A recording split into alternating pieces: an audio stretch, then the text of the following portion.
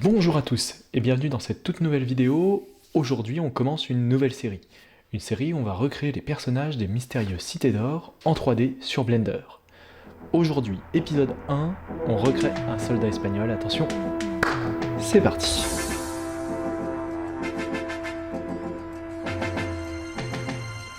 À gauche nous avons un modèle 3D que j'ai déjà importé comme exemple, juste pour voir et avoir des références.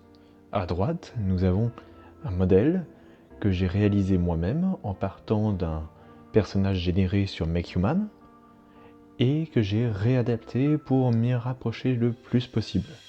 Par contre, il faut encore créer les imperfections, froisser le textile et autres. Pour ça, je rajoute beaucoup de topologie. Je viens utiliser divers outils de sculpte, de maillage ou autres pour gérer ça. L'objectif est de créer des imperfections et de froisser un textile qui, à l'origine, était parfait. On passe ensuite à une partie cruciale qui est le texturing.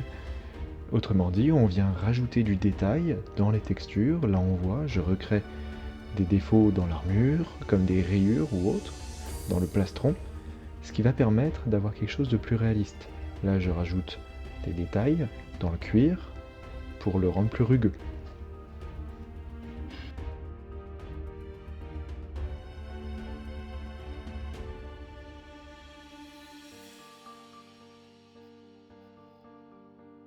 Je viens réaliser un maximum de textures en utilisant du cuir par exemple pour la veste, ce qui va permettre d'avoir plus de défauts.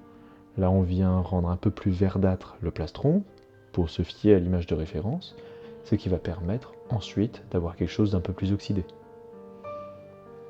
On voit que le pantalon a des défauts au niveau des genoux, c'est parfait, pareil pour les bottes, et on est bon. On se retrouve maintenant sur Mixamo où on va placer le cou, les poignets, les coudes, genoux et le pubis, ce qui va nous permettre d'avoir un squelette plutôt juste. Il faut parfois corriger un petit peu pour être content. Maintenant, on va voir le personnage marcher plusieurs fois, voir si ça nous convient, toujours le mettre in place, sur place, pour pouvoir corriger l'animation ensuite. Là, je viens légèrement écarter les bras pour qu'ils puissent s'éloigner un petit peu plus du long du corps. C'est juste pour l'instant, ça va nous aider. Dès qu'on est bon, on retélécharge et c'est parti.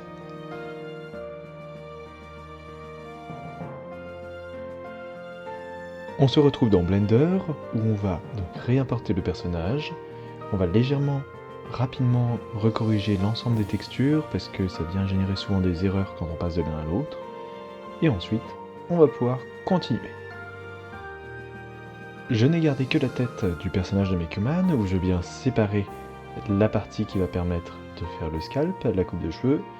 On vient générer les cheveux, générer une première coupe, on regarde rapidement le résultat, on repasse sur cycle. L'idée de générer les cheveux en blanc, c'est pour pouvoir mieux les voir, on va les passer en noir et faire un premier rendu. La coupe de cheveux va être corrigée encore plusieurs fois avant d'être complètement validée. Enfin, quand la coupe de cheveux est bonne, on vient supprimer la tête de la version Mixamo, on vient mettre l'ancienne tête dessus avec les cheveux, on réajuste la taille du casque et autres, et surtout on réadapte la coupe de cheveux pour pas que de cheveux traversent le casque. On est bon. Maintenant, nous allons travailler sur le rig, et surtout faire en sorte que l'ensemble des objets se comportent bien par rapport au rig. Donc là je corrige les yeux pour voir ce qu'il en est, refaire la texture. On a corrigé le casque et autres. Hop. Là on est bon. On regarde juste rapidement les petits défauts, les derniers détails au niveau de la texture aussi. L'animation, le casque ne suit pas, là on est bon, le plastron aussi, c'est tout bon. On vient de finir notre personnage, c'est tout bon. Le personnage est aujourd'hui animable, on va pouvoir l'utiliser dans la suite. Je vous laisse déjà avec le premier rendu et on se dit à bientôt pour la prochaine vidéo.